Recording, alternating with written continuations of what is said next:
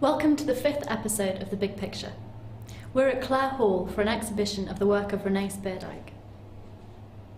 All of these paintings feature young girls. Why did you choose to begin there? I've always been very interested in the sort of human image, and the last 6 years I've been particularly interested in young women, portraying young women, and that is because I found an image of a young girl in a confirmation dress in the recycling centre. It was a photograph, and I was so struck by it that I somehow started to sort of think about doing something with this image. It's a girl just standing there very simply, and somehow by starting to paint her, I started to think about all sorts of other pictures that could be wonderful to paint in a particular sort of setting. And that's really the start of this series of girls.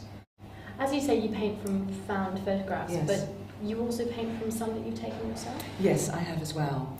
There are 2 of them in this exhibition that I've taken myself, which are the Indian girls, the very big painting over here. I found painting those girls was very different for me because I knew them, and most of the images I have been painting, I don't know the children, so it was somehow, I felt more responsible about getting them absolutely right, and well, I hope I did, but my friend came back with a picture for them that I painted of them in India the next year, and they absolutely loved it, and they could recognize themselves, which is rather lovely. Are there other things beyond these photographs that you feel have influenced your work? Yes, I think so much influences me. It's not just painting that influences me, and not just photographs. It's also music and it's text. And in some of my works, I use text as well in the background. How does the text and the image interact?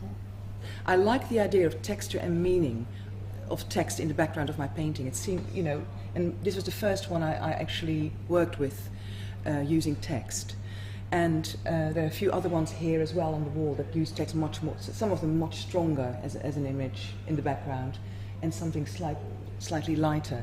But this one was to do with about, are you lost? Tell me. Are you sad? Tell me.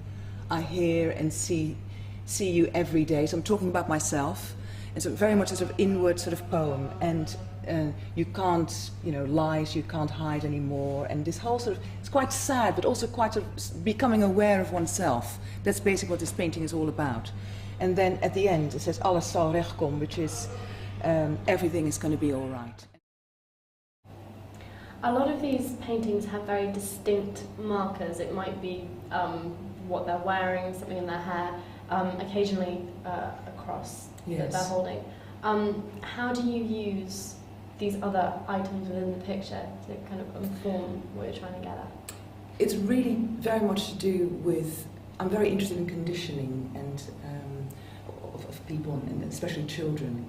I found the pictures that, the pictures I choose, they're usually, they have political or religious sort of artifacts in them, just to sort of show that, that those children are in an environment where they're not of their choosing, but they're born into an environment that maybe is very particular to them. And I find it very moving to see how those pictures are constructed, and how they, in a way, the psychological sort of portraits that I begin to make with those particular sort of features in them.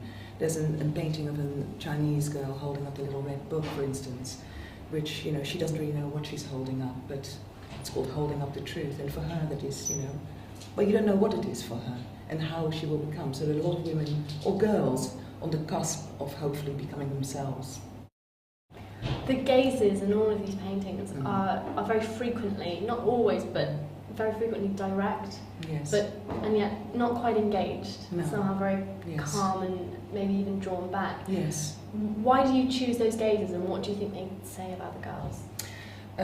Really, I'm painting an image of an image almost. So it's very sort of, they almost become sort of iconic sort of images in themselves. I find the gaze is very important in order to get the feeling across of this particular girl. And it's only a moment in time. So I'm really just honing in on something very particular in that picture. And and it can become very, very intense. Obviously, I try to be as true to the picture as I can. Sometimes the pictures are really, really small, and usually black and white, but it is something to do with there is an engagement, but also there is some sort of, barrier as well. What would you most like people to take from this exhibition? I think to be touched by the paintings, because in a way they are maybe, even though there are particular people in those paintings, they're also hopefully quite universal in their feelings of, collective feelings of all sorts of things, what it is to be a girl or a woman. So if they can be touched by that would be great. Okay. Thank you very much. Thank you. Thank you for watching The Big Picture. We'll be back next term with more exhibitions from around Cambridge.